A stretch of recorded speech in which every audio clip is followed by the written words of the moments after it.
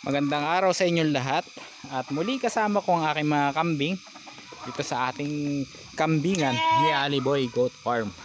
At ang video ito ay ilalaan ko para sa isa nating customer na nagpa-reserve sa akin ng kambing. Ayan, bibigyan ko lang kayo ng idea kung ano yung mga advantages and disadvantages ng pagbili nyo ng kambing. Ngayon, ginagawa ko tong video na to para nang sa ganun, bago pa man sila pumunta dito ay magkaroon na sila ng idea. So nakikita nyo nga ngayon, ito si Totoy Batik, yan yung isa sa pagpipilian nila, at saka si Peblo. Yan. At kung mapapansin nyo, pareho silang barako at barakitok. Dahil lang in-advise ko sa kanila ay syempre kung bibili sa akin ay barako lamang or babae lamang. Bakit ko sila sinabihan na wag kukuha sa akin ng pares? Ayan.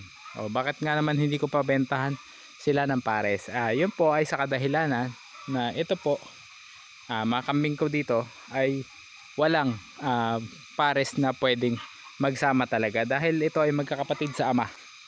Okay?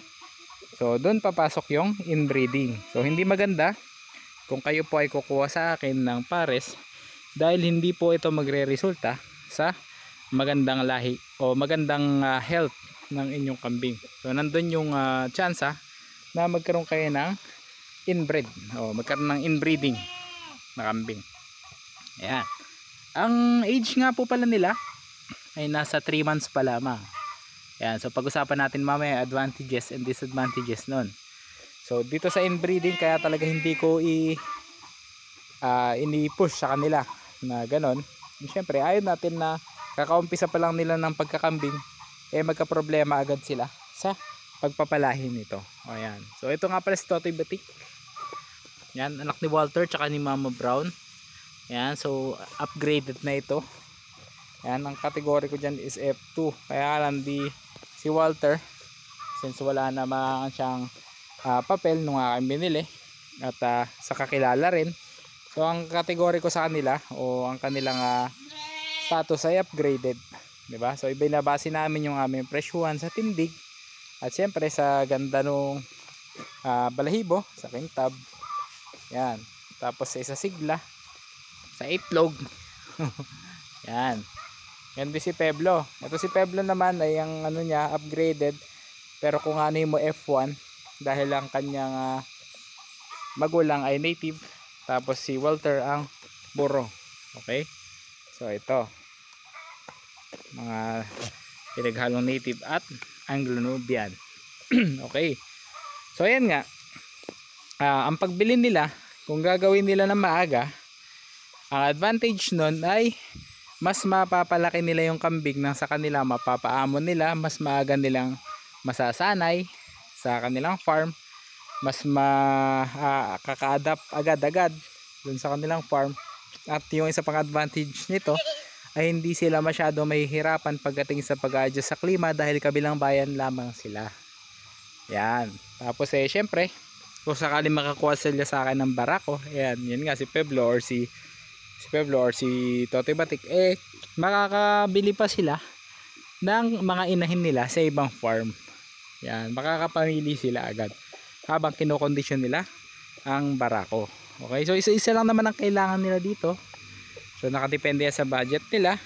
Kung medyo may budget sila, yun si Totoy Batik. Tapos kung medyo tight ang budget, meron din si Peblo. Yan, depende yan sa preference nila dahil nga sila ay mag-uumpisa pa lamang. Yan. Kung gusto naman nila, pwede sila sa akin bumili ng babae, pero bibili sila ng barako sa iba namang lugar. Okay? So yun, ang pinakita ko lang sa ngayon is yung ating mga barako. At ano pa, kung bibili sila ng maaga, mas maaga sila magkakaroon ng experience. Pero yun nga lang, syempre isa sa disadvantage yun ay nandun pa rin yung risk kasi nga si Peblo ay nabedede pa sa kanyang nanay. Ayan, kitang-kita nyo naman, sakto sa video. Ibig sabihin, pwede pa silang magbaon. Meron pa naman ako extra dito ng milk replacer. So paminsan-minsan pwede nilang padedehin. Ayan.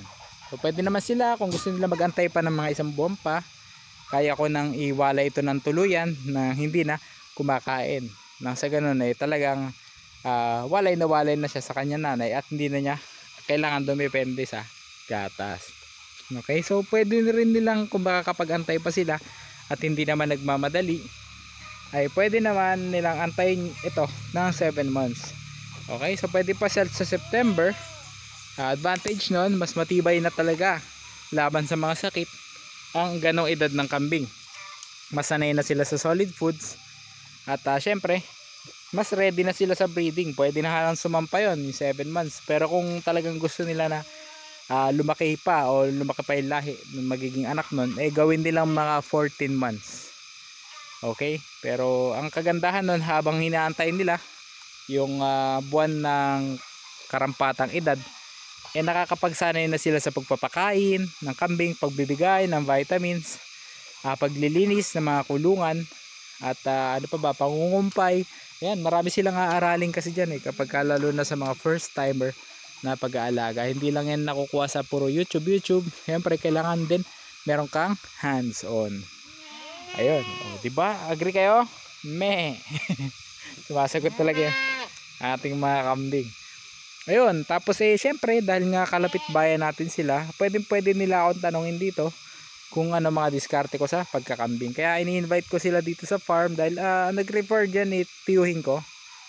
Yan, tiyuhin ko yung nag-refer. So yung mga pagtuturo ko sa kanila yan, libre lang, dito lang kami sa farm, ikot-ikot, tas tinuturo ko yung mismong aktual na mga bahay nila at pagpapakain sa kanila. Pati yung mga pastulan, pinapasyal ko rin sila doon.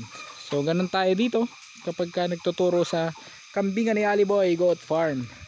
Ayan, tsaka syempre gusto natin ay maging successful din ang mga bumibili sa atin para nang sa ganun ay lumago ang goat industry dito sa Pilipinas. Ayan, livestock yan isa sa pinagkukunan ng kita ng ating mga kababayan. Okay, marami din tayo napoproduce na trabaho lalo na pag dumadami na sila at kailangan na natin ng mga makakatuwang sa farm. Ayan po, native versus F2. Ayan. Okay, so pagka kayo may mga tanong, wag po kayo mahiya mag-comment dito sa ating comment section. At kung gusto nyo po mas maabot agad, ay message din po kayo sa aking Facebook page na Kambingan ni Ali Boy. Okay, madalas naman po ako online. At kapag mayroong mga tanong sa atin at abot ng ating kalaman at karanasan ay nasasagot po natin. Okay, so pagka hindi natin alam, medyo research pa natin at ipagtanong natin sa mga mas nakakaalam sa atin tulad na ating mga municipal vet at saka mga private veterinary. Okay, so yun lang po. Hapon na. At ingat kayo lahat na sa inyong mga farm at stay healthy and stay safe po sa lahat. Huwag kalimutan mag-subscribe at mag-follow sa ating mga channels na YouTube Teacher Farmer Ali at Facebook page na Kambingan ni Ali Boy. Maraming salamat po.